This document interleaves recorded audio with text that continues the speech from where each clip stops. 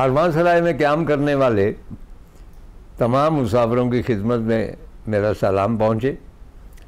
अब जो जोगी पहाड़ों से उतर के आता है तो वो फौरी तौर पे तो वापस नहीं चला जाता, वो अभी तक हमारी कारवांसराय में मुकीम है।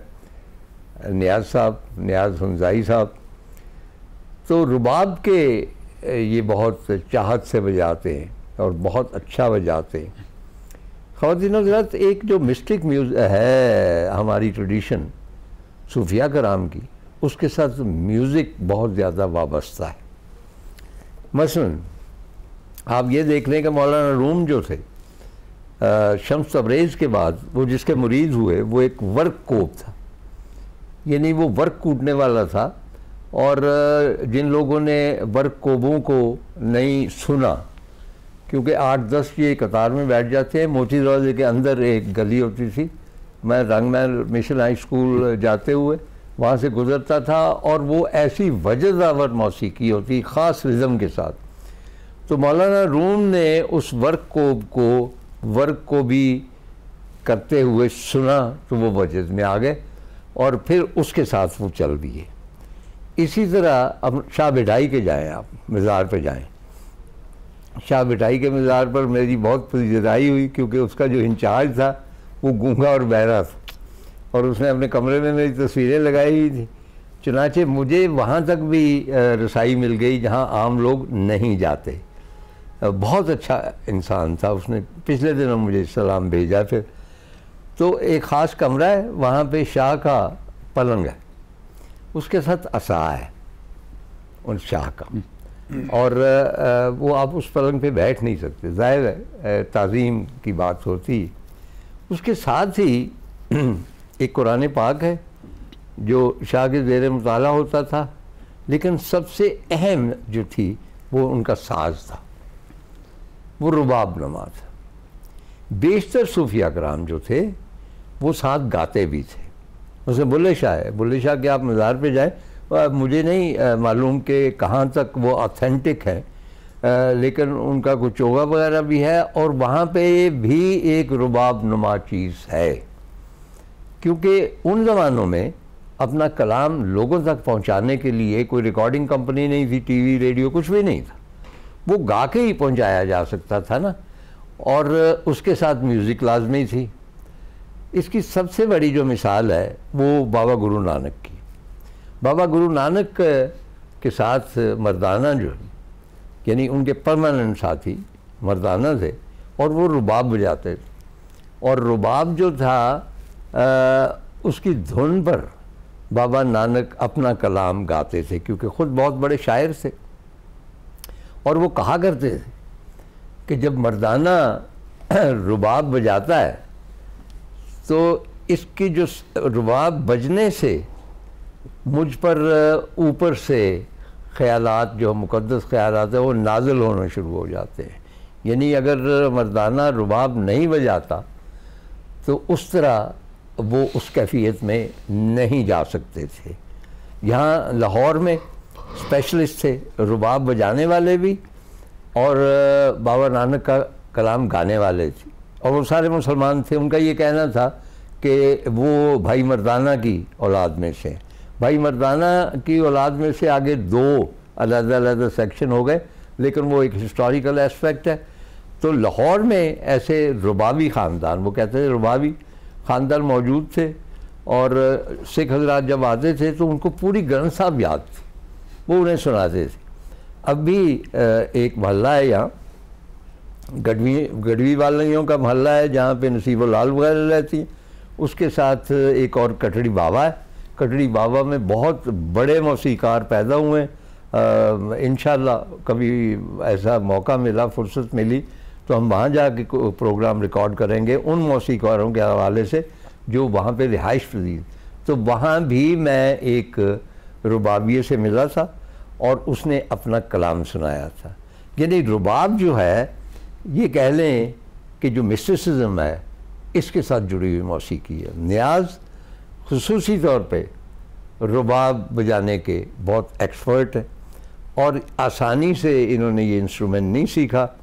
शायद ये काबुल गए थे, तो आपसे फिर गुफ्तगू का आगाज़ करते हैं। तो रुबाब सीखने के लिए आप काबुल गए? जी तलत साहब, मैं कैसे चले गए? मुझे रुबाब का बहुत शौक़ था। हाँ।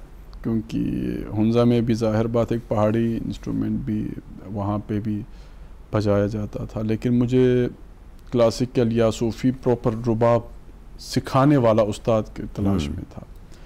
तो उस्ताद हुमायूं सखी साहब है, काबुल के हैं, वो रहते हैं अमेरिका में। अभी है? अब भी है जी, यंग है बिल्कुल। तो उनसे मैं बहुत मुतासिर था। अच्छा, उनकी रिकॉर्डिंग सुनी? हाँ, उनकी रिकॉर्डिंग यूट्यूब पे सुनता रहा। फिर मैंने कोई 5-6 साल बाद उनको मैंने रिक्वेस्ट की कि तो मुझे रुबाब सीखना है। उसने कहा कि आप बहुत दूर है, तो ये आपने वैसे मैसेज भेजा उन्हें? हाँ, मैसेज भेजा इंटरनेट के थ्रू। तब इंटरनेट भी बहुत कम था यहाँ पे, इतना कहीं पे दोस्तों के पास जाके या इंटरनेट कैफ़े जाके हम सुनते थे। हाँ। बड़ी मुश्किल से डाउनलोड होते थे ऐसे ट्रैक्स रुबाब के। जो मैंने कहा कि ऐसा कौन बंदा है जो बजाता है और रुबाब इस तरह बजता है। रुबाब हम लोग बजाते हैं तो वो फोक स्टाइल है, जो क्लासिकल स्टाइल है या सूफी स्टाइल है, इस रुबाब किस तरह बजाया जाता। तो फिर मैंने उस्ताद को रिक्वेस्ट की। फिर उस्ताद ने कहा कि मैं अफ़गानिस्तान आ रहा हूँ, मुमकिन हुआ तो मैं पेशावर आऊँगा, फिर आपसे मिलूंगा। अफगानिस्तान में तो रहते थे? हाँ, नहीं, वो अमेरिका में रहते। अच्छा। हाँ, तो वो अफगानिस्तान वो अच्छा। आते जाते रहते, उनके फैमिली अफगानिस्तान में थे। तो फिर उस्ताद ने यही कहा। फिर मैंने कुछ दोस्तों को मैंने अफगानिस्तान में मैसेज किया कि मैं आ रहा हूँ। उन लोगों ने कहा कि इस तरह आ जाओ। फिर मुझे कुछ नज़र नहीं आया सिवाय उस्ताद के, जो सिक्योरिटी गार्ड थे वहाँ पर। गए आप? मैं यहाँ से इस्लामाबाद तुरखम बॉर्डर से मैं गया। व्हील चेयर के ऊपर? मैं व्हील चेयर और मैं अच्छा, कपड़े चेंज भी नहीं किए, टी शर्ट पैंट कुछ भी नहीं। हाँ। जेब में कोई पाकिस्तानी 10,000 रुपये थे। ठीक। तो वहाँ चेंज करवाया तो अफगानी 6,000 रुपये हो गए। फिर मैंने वहाँ से 1-2 किलोमीटर आगे जाके टैक्सी करना होता। 1-2 किलोमीटर उस जून में रमज़ान के टाइम मैंने व्हील चेयर चलाया। पैदल चला के पूरा मेरे काफ़ी हाथ भी ख़राब हो गए। मैं कुछ मतलब इतना शौक़ था रुबाब के लिए, मेरे उस्ताद के मिलने के लिए। तो फिर मैं वहाँ से टैक्सी कर काबुल पहुँच गया। फिर मैंने उस्ताद को मैसेज किया कि मैं काबुल पहुँचा हूँ। फ़ौरन वो आ गए, काफ़ी दोस्तों के साथ मिलने आ गए कि अच्छा। ये कैसे मुमकिन है। तो हाँ। काफ़ी उर्दू भी बोलते काबुल में काफ़ी लोग, सबसे मिलाया वहाँ पे। फिर वहाँ पे एक कस्टम डायरेक्टर है रईस साहब, उसने कहा कि मेरे घर में रस्म होगा, रस्म जो शक्कर का रस्म है। तो फिर उस्ताद ने कहा कि तेरा नसीब अच्छा है। तो उसने सारे दावत और वगैरह, फिर हमारा जो ऑफिशियल जो रस्म होता है शक्कर धागा बांधते हैं, तो फिर उस्ताद ने वहाँ से तालीम मुझे देना शुरू कर दिया। धागा बांधते हैं, उसके साथ नॉर्मली जो शागिर्द होता है वो भी मिठाई वगैरह भी तो जी मिठाई वो उन लोगों ने बंदोबस्त किया। अच्छा। मुझे इतना इल्म नहीं था। हाँ। मेरा जुनून था कि मैं अपने उस्ताद से मिलूं। और धागा आपने संभाल के रखा हो? बिल्कुल। हाँ। मेरे घर पे फ्रेम है, जो एक रुबाब का मिजराब दिया था। हाँ।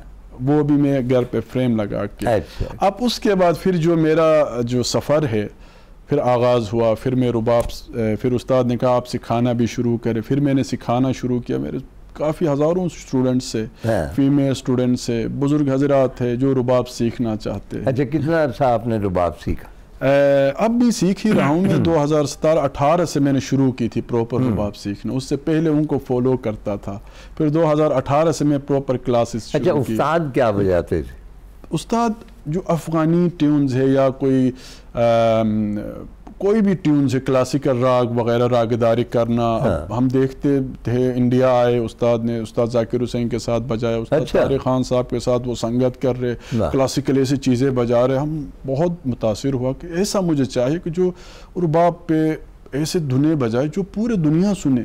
एक फोक यहाँ पे हम बजाते हैं, सिर्फ हम गिलगित में या KPK में लोग सुनते हैं, कुछ अरसा सुन के फिर वो कहते हैं कि ओ जी भाई कोई मैडम दा सुनाओ, कोई और दा सुनाओ, ये ज़रूरी है। तो इस वजह से मैंने इस रुबाब को प्रॉपर सीखने लगा ताकि हम कोई पंजाबी धुन भी सुना सके, पश्तो भी सुना सके, बलोची भी सुना सके, या कोई वेस्टर्न गाना भी रुबाब पे सुना सके।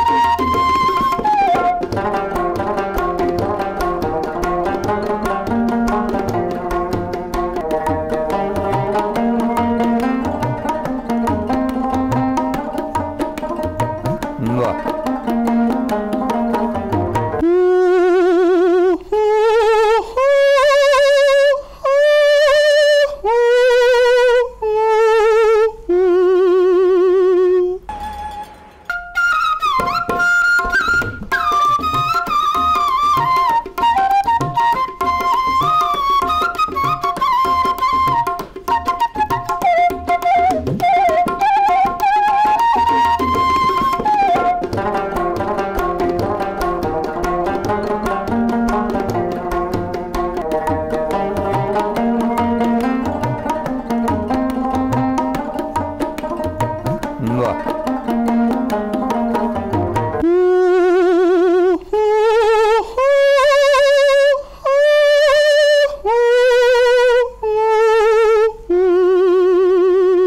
अच्छा, ये आपको कुछ इल्म है कि इसकी तारीख क्या है या कितनी पुरानी है?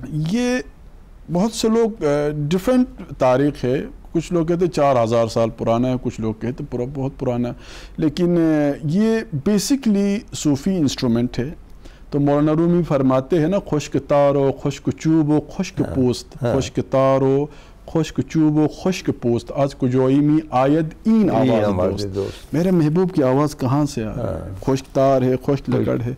तो रुबाब जो हम बजाते हैं ना, मेरे आंखें ज़्यादातर बंद होते, कभी मैं खोल के नहीं बजा सकता, मस्त मगन हो जाता हूँ रुबाब के अंदर। और रुबाब का मतलब भी ये है रूह बाब, रूह का दरवाज़ा, रूह बाब असल मुझे बाद में। हाँ, तो ये फिर मैंने शुरू किया रुबाब, फिर सिखाना शुरू किया। मेरे पास लाहौर में छोटे छोटे बच्चे आते, पंजाब से आते हैं, बहुत शौक से सीखते। आपका अपना स्टूडियो? हाँ, हमारा अपना एक टीम है, हमने एक स्टूडियो बनाया है, तीन ताल स्टूडियो, मॉडल टाउन में। हाँ, इधर सामने मॉडल टाउन में वो हमने बनाया है। तो वहाँ पे फिर आते हैं, रुबाब सुनते हैं, छोटे छोटे बच्चे आते हैं, उनके पेरेंट्स लेके आते हैं कि इस इंस्ट्रूमेंट को सिखाए। बहुत रुबाब वाहिद इंस्ट्रूमेंट है तारड़ साहब जो लोग सीखना चाहते हैं। सुनना तो लोग सबको बहुत पसंद है, काफ़ी प्रोग्राम्स में इंटरनेशनल या इधर मैंने बजाया। अच्छा, आपका क्या ख्याल है कि बाकी जो इंस्ट्रूमेंट है, सितार है, तबला है, सारंगी है, तो उसकी निस्बत कहाँ तक आसान है या मुश्किल है? ये मुश्किल और आसान जाहिर बात है। म्यूज़िक तो अभी मैंने शुरू भी नहीं की। मेरे हिसाब से म्यूज़िक बहुत मुश्किल है। अब इवन तबला है, ये इतना मुश्किल है। सरंगी है, ये हमेशा आपके साथ होते हैं? ये हाँ जी, ये क्या नाम है इनका? जरसूम यूनुस है, और बहुत टैलेंटेड है। ये भी तालिब इल्म सिखाते हैं बच्चों को, और ये बहुत अच्छा टेक्निकल तबला काशिफ अली दानी साहब है, उनका शागिर्द है। तो हम दोनों साथ हम लोग बजाते रहते कहीं प्रोग्राम्स में, बहुत कम प्रोग्राम्स में जो सुनने वाले हो। अच्छा, तबले में आपके कौन से फेवरेट? तबले में बहुत से लोग हैं। उस्ताद जाकिर हुसैन तो साहब तो है, तो मुझे उस्ताद ताफू साहब, अल्लाह जन्नत नसीब कर, उनका मैं बहुत मुतासिर। उनका जो तबला है, उस्ताद तारिक खान साहब भी है, बहुत से, काशिफ अली दानी साहब भी है। जो है वो तो बाहर है। जी जी। मुझे याद है जब पहली मरतबा वो मेरे प्रोग्राम में आए तो बस आपकी उम्र से बल्कि कम ही थे, लेकिन इतना खूबसूरत बजाते। अब मैंने अर्ज़ किया ना कि मैं एक्सपर्ट नहीं हूँ, सुनवैया हूँ, तो मैंने ये कहा था आपके लिए भी कि तारी जब तबला बजाता है ना, आम हालात में अगर परिंदे बैठे हों तो तबले की थाप पड़ती तो उड़ जाते हैं खौफज़दा होकर, लेकिन तारी जब तबला बजाता है तो वो परिंदे उड़ते नहीं हैं, वो वजद में आ जाते। तो ये सॉफ्टनेस उसमें बात और तारी में। अच्छा, आप कोई अपनी फेवरेट धुन इसके ऊपर सूफिया कराम के हवाले से बजाना चाहे? एक बाबा बुल्ले शाह का कलाम है, भावे जाने न जाने वे आवड़ मेरे, आवड़ मेरे, थोड़ा सा।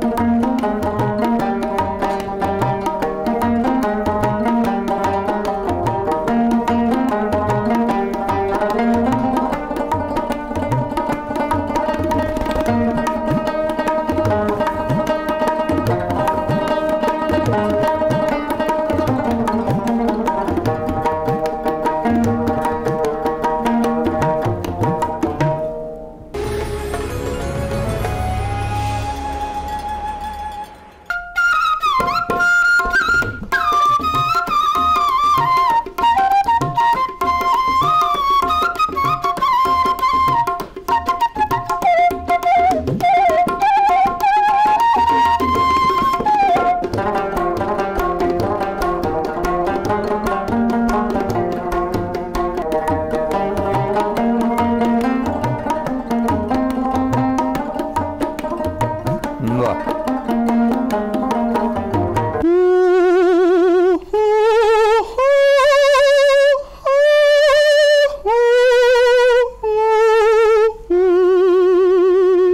अच्छा, आप ये भी फरमा रहे थे कि नूरजहां का गाना वो जो मुझे भी बहुत पसंद है, सानू नहर वाले पुल से बुला के, तो वो आप बजा सकते? मैं आपको आपके फरमाइश पे मैं सुनाऊंगा। मेरा फेवरेट भी गाना है। मैडम तो खैर मलिका तरन्नुम है, उनके जो, तो वो कोशिश करता हूँ रुबाब पे उनके धुने बजाऊं।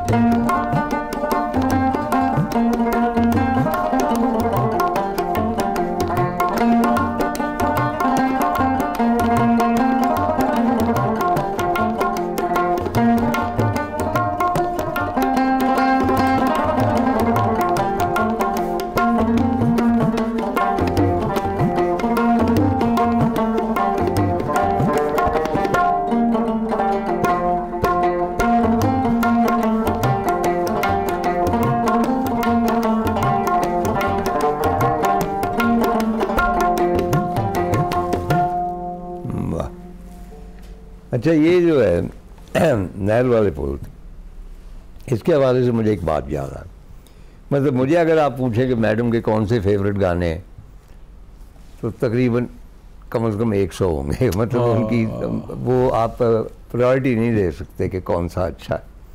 वो पुरानी चले आंधियाँ गम की यूं चली वगैरह वगैरह। तो बम्बई में मैं तज़किरा कर चुका हूँ, एक म्यूज़िक कॉन्फ्रेंस हुई। अच्छा। ये है कोई 96 की बात शायद। तो वो म्यूज़िक की हिस्ट्री ट्रेस कर रहे थे। मैडम को भी बुलाया गया और स्टेज पे नौशाद थे, ऑर्केस्ट्रा दिलीप कुमार और शबाना आज़मी थे एज कंपेयर। जस्ट इमेजिन कि उसकी जो है स्टार वैल्यू कितनी बड़ी थी। तो बात था वो जितने भी सिंगर आए पुराने जो थे, मैडम के हम असर सुरेंद्र भी आए, आवाज़ देखा तो वो बिल्कुल उनकी आवाज़ ख़त्म हो चुकी थी। एक और आई, वो नहीं। ये जब आई हैं तो इन्होंने शुरू किया है आवाज़ दे कहाँ से। और जिस वक्त इन्होंने आवाज़ उठाई है, न्याज बिलीव मी कि उस हाल के पर्दे यूँ लगा कि लर्जने लगे। And that was magic. अच्छा, and nobody could believe it कि भाई इस उम्र में इनकी आवाज़ में ये रचाओ। क्या बात। चुनाचे उसके बाद उन्होंने शुरू किया मुझसे पहली सी मोहब्बत, वो भी ज़ाहिर है कमाल की गाना।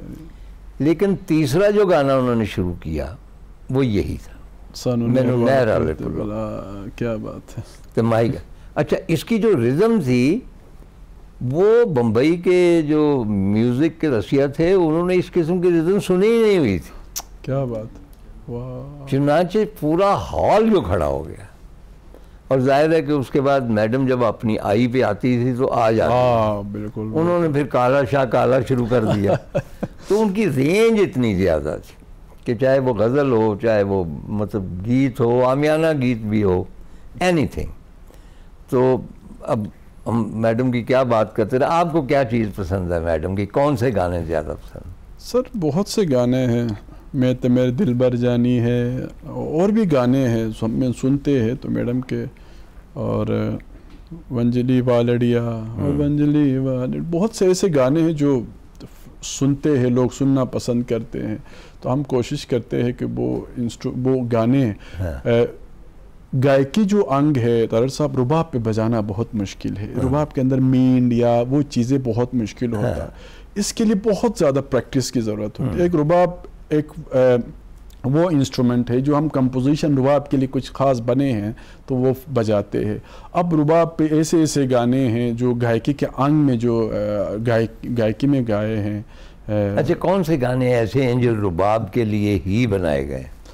ज़्यादातर ये फॉर एग्ज़ाम्पल ये अफ़गानी इंस्ट्रूमेंट है, अफ़गान का नेशनल इंस्ट्रूमेंट है। ज़्यादातर अफ़गानी जो कोई आपको याद है अफ़गानी कोई? बिल्कुल बहुत से याद है, मैं सुनाता हूँ। टाइप चंचल टाइप का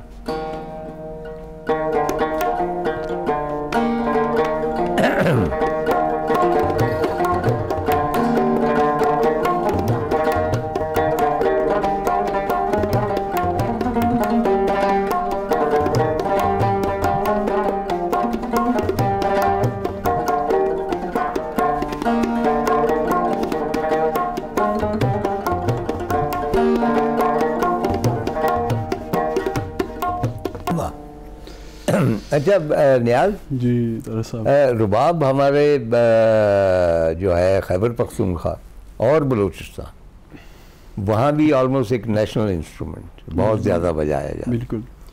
तो आप ये समझते हैं कि वहाँ का तो नेशनल इंस्ट्रूमेंट है अफ़गानिस्तान का, आपने कहा। मेरा ख्याल पाकिस्तान का कोई नेशनल इंस्ट्रूमेंट नहीं है, या है?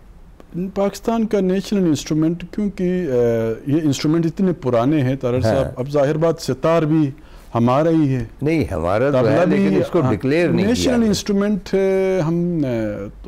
हम कह सकते हैं, हम क्या कुछ नहीं कह सकते, क्योंकि इंस्ट्रूमेंट्स जाहिर बात ये शहनाई जो है, मैंने कहीं जगहों पे देखा अपना शहनाई। बिल्कुल, पंजाब में मेरी वालदा बताती हैं, जब मैं पैदा हुआ था, बिल्कुल, तो मैं तो लाहौर में पैदा हुआ था, तो हमारे गांव में मेरे दादा दादी ने पहले शहनाई बजाने वाले को बुलाया था और उसने कोठे पे खड़े होकर शहनाई बजाई थी, और वो एक ख़ास धुन में बजाई थी जिससे पता चलता था कि इनके यहाँ बेटा पैदा हुआ। अच्छा, ये रुबाब के हवाले से मुझे एक बहुत पुरानी याद है, PTV के ज़मानों में, कि शीनी पाशा थी हमारी एक प्रोड्यूसर, डॉक्यूमेंट्रीज बनाती थी। तो बलूचिस्तान पे उन्होंने एक बहुत ज़बरदस्त डॉक्यूमेंट्री बनाई। तो एक महफिल में वो अपना तजर्बा बयान कर रही हैं, बलूचिस्तान के हवाले में था, मैं भी मौजूद था। तो उन्होंने एक किस्सा मुझे सुनाया जो मुझे आज तक याद। कहने लगे कि एक जगह हमारी टीम, वो एक 4 व्हीलर थी उनके पास, तो सस्ता रहे थे, गर्मी बहुत थी, धूप बहुत थी, और ताहद नज़र वीराना था, यानी राइट लेफ्ट पीछे बिल्कुल वीराने में खड़े थे, हमारा गाइड हमारे साथ। तो हमने देखा कि उस वीराने में बहुत दूर से एक शख्स चला आ रहा है, जस्ट सिंगल पर्सन। तो वही मैं फैसिनेटेड कि ये अकेला आदमी, धूप है, कोई सफ़र करने का, और ये चला आ रहा है। वो नज़दीक हुआ तो एक बारिश बूढ़ा था, और आके उसने हैरत से हमें देखा जिस तरह हम देख रहे थे। उसने कहा कि ये क्या कर रहे हैं यहाँ पे मेरे सहरा में? तो उसके गले में कुछ साज वगैरह था। तो मैंने उससे पूछा कि आप कहाँ के हो? तो उसने बस यूँ इशारा किया कि वहाँ का हूँ, नाम नहीं लिया उसने। अच्छा, जा कहाँ रहे हो? कहने लगा वहाँ जा रहा हूँ, वो भी नाम नहीं लिया। तो मैंने कहा कि वतन कौन सा है तुम्हारा? कहने लगा ये वतन, उसके लिए सारी दुनिया एक वतन। तो मैंने कहा कि तुम्हें तन्हा सफ़र करते हुए डर नहीं लगता? कहता मैं तन्हा नहीं हूँ। उसके गले में रुबाब था। अच्छा अच्छा। उसने कहा ये साज जो है ये मेरे साथ है, और अगर ये मेरे साथ है तो मैं तन्हा नहीं। क्या तो आप कोई हमारे बलूचिस्तान का या कोई पेशावर की कोई धुन? बिल्कुल, मैं सुनाऊंगा। KPK एक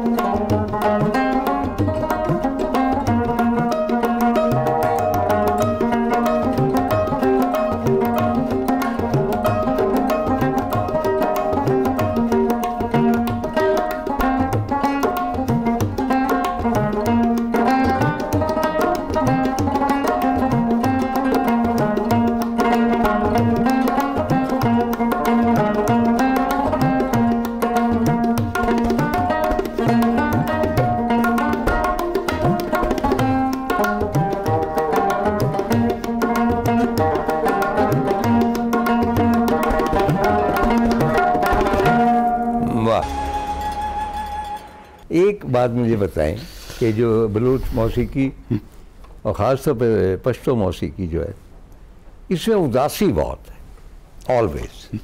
यानी जब भी मैं सुनता हूँ इनको, और उनकी जो सॉफ्टनेस है, अजीब चीज़ है ना कि कहा जाता है कि ये हार्श लैंडस्केप है या हार्श लोग है, लेकिन उनकी मौसीकी में उदासी है और बहुत ठहराव है और बहुत दिल के अंदर कहीं जाके असर। बिल्कुल। इसकी क्या वजह? ये रुबाब साहब बिल्कुल जो रुबाब है, रुबाब का अब बहुत से ना पश्तो है, हमने म्यूजिक सुना है कि चंचल टाइप का, यही पश्तो म्यूजिक है। वो तो हर जगह बहुत रिच है, बहुत पुराने। अब जिस तरह काबुल में म्यूजिक उस्ताद सहारंग हुसैन, इस तरह के बड़े बड़े नाम हैं जो वो क्लासिकल गाते थे। जब उस्ताद सलामत अली खान साहब भी वहाँ जाते थे काबुल में, उनके बहुत यादें हैं, मैंने वो देखा। उस्ताद शफकत ने मुझे भी बताया कि इस तरह का है, वो भी जाते रहे एक ज़माने में। नहीं, काबुल में काबुल होता था और वहाँ पे हमारे तमाम जो गायक थे, नज़ाकत अली, सलामत अली, सारे जितने भी नोन थे वो सब वहाँ जाके परफॉर्मेंस करते हैं। लेकिन पश्तो म्यूज़िक बहुत रिच है, पुराना जो म्यूज़िक है बुज़ुर्गों ने जो गाए हैं, बहुत मज़ा आता है। अच्छा नियाज़, ये आपने मुझे बताया गया कि बाबा नानक के ऊपर कोई डॉक्यूमेंट्री बनी थी और उसकी म्यूज़िक में आपने शमूलियत इख्तियार की या तरतीब दी।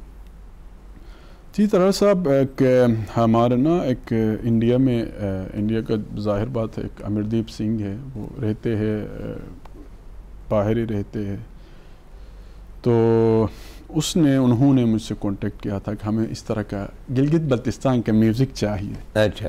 तो फिर आहिस्ता आहिस्ता से फिर उससे बात होती रही, वो उनकी मिसेस थी, उनसे भी बात होती रही, बातचीत। उनको मैंने कुछ वीडियो सेंड की कि इस तरह है, इस तरह। फिर आखिर में उसने कहा कि जितना भी जो डॉक्यूमेंट्री में म्यूज़िक है वो आपकी ज़िम्मेदारी है। तो उसमें फिर अमरदीप साहब ने कहा कि नहीं, मुझे ईरान का टेस्ट चाहिए, ईरानी म्यूज़िक चाहिए। अब मैं सोच में हूँ कि यार फिर ईरानी म्यूज़िक, शौक़ मेरा ये है कि पूरा जो म्यूज़िक है, म्यूज़िक यूनिवर्सल लैंग्वेज है, तो जब आप सीखने लगते हैं तो आपको म्यूज़िक का टेस्ट डेवलप हो जाता है, अच्छा लगने लगता है। बहुत से म्यूज़िक में सुनता रहता हूँ, बहुत से म्यूज़िक में गाते भी है, बजाते भी है। लेकिन फिर ईरान, फिर उसने कहा कि नहीं आप इराक़ का भी देख लो, फिर उसी तरह अरब का भी देखो जो अरबिक टच है। तो इसी तरह होते होते पूरा पाकिस्तान का चारों सूबे, हमारे कश्मीर का, गिलगित बल्तिस्तान का म्यूज़िक और इस तरह और भी जो म्यूज़िक है हमने पूरा वो दे दिया। तकरीबन 2 साल लग गए उसको। अच्छा। वो फिर कभी संतूर बजाया, कभी फ्लूट, कभी क्या बजाना, वो मिक्स इंडिया में होते थे सारे। फिर इंडिया वाले ने कहा कि यार रुबाब तो डिफरेंट बज रहा। तो मैंने कहा कि इस तरह का अफ़गानी रुबाब है और ये ओल्ड एक पुराना रुबाब है, तो वो बहुत ज़्यादा मुतासिर। अच्छा नियाज़, आपकी एक और ख़ासियत जिसके बारे में बहुत ही अजीब व गरीब मतलब है कि ओपेरा, मसलन ओपेरा जो है, एक तो आम वेस्टर्न म्यूज़िक है, उसके बाद पॉप है, उसके बाद क्लासिकल है।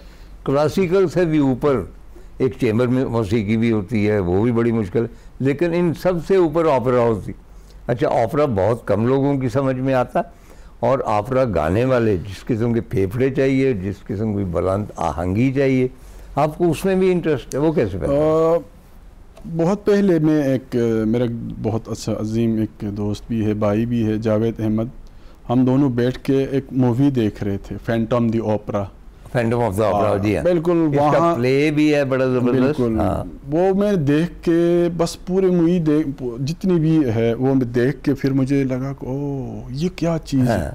फिर मैं YouTube पे सर्च करता रहा कि ये क्या चीज़, शौक़ पैदा हुआ ओपेरा का। यार खुद से मैंने ट्राई किया, खुद से कोशिश की मैंने ओपेरा करने की, काफ़ी कोशिश की। मुश्किल तो है, ज़ाहिर बात, मैं वहाँ तक तो पहुँच नहीं सकता हूँ, लेकिन वैसे ट्राई किया कि यार ऐसा भी हो सकता है। सबसे मशहूर जो थी ओपेरा सिंगर वो थी मारिया कालास। मारिया कालास, उसके फिल्म भी बनी है, और भी अभी एक और साहब थे, वो ज़रा फरबा थे, मुझे उनका नाम भूल गया, इटालियन, वो भी फौत हुए हैं। लेकिन ओपेरा जो है, मतलब स्काला है मिलान में, सबसे मशहूर ओपेरा जो है वो स्काला है। क्या बात है। तो आप उसके अंदर जाएं तो मतलब है कि जिस तरह लोग आते हैं बिल्कुल ड्रेसअप होके, और जितनी सीरियसली वो सुनते हैं, और जाहिर है कि वो क्योंकि हमारे कल्चर से ज़रा अलग है, हमें एट टाइम्स ऑड लगता है, लेकिन उसकी जो म्यूज़िकल क्वालिटी है वो आप तक पहुंच जाती है। तो आप थोड़ा सा आपने गाने की भी कोशिश की? वो गाने की कोशिश की, बहुत मुश्किल है। काफ़ी मैंने प्रैक्टिस की, थोड़ा सा मैं वो करता हूँ। अच्छा, वो म्यूज़िक के बगैर होता है? म्यूज़िक के बगैर नहीं, म्यूज़िक पूरा ऑर्केस्ट्रा होता है, वैसे मैं ट्राई करूँगा, लेकिन लोगों को अजीब भी लगेगा, लेकिन मेरा शौक है। नहीं, ये तो मतलब बहुत वेरिएशन है ना।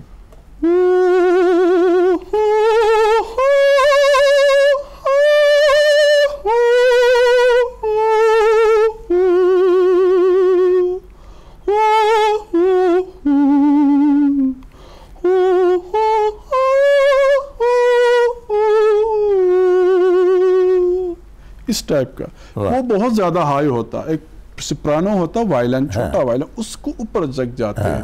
लेकिन मैं कोशिश कर रहा हूँ वहां तक जाऊं, लेकिन ये मुश्किल है। शौक है वैसे, सिंपल मैंने आपको वैसे दिखाया, लेकिन वो होना चाहिए। हमारे अंदर भी एक नया एक चीज है, तो ऐसे होना चाहिए जिस तरह। तो आपको मैं एक हमारे पूरे गिलगित बल्तिस्तान की तरफ से एक मैं ट्यून डेडिकेट करना चाहूँ। और आपने जो जितना भी हमारे गिलगित बल्तिस्तान के लिए और किताबें लिखी, इतने बहुत ज़्यादा किताबें आपने, और कितने मैं शुरू से ही फ़ैन था आपका, आपके शोज़ देखते थे आप। हुंजा आके, गिलगित बल्तिस्तान आके लोगों को दिखाया, जो हमारे उधर टूरिस्ट भी आते हैं, पूरे दुनिया को पता चला आप जैसे लोगों की वजह से। तो मुझे फ़ख्र है और मैं खुशनसीब हूँ, आप जैसे बड़े आर्टिस्ट, आप आर्टिस्ट भी है, आप पता नहीं क्या क्या है, मैं तो मुझे बोलने में टाइम लगेगा, बहुत कुछ है आप। तो आपके लिए पूरे गिलगित बल्तिस्तान की तरफ से मैं एक ये ट्यून आपके लिए मैं डेडिकेट करना चाहूँगा लास्ट में।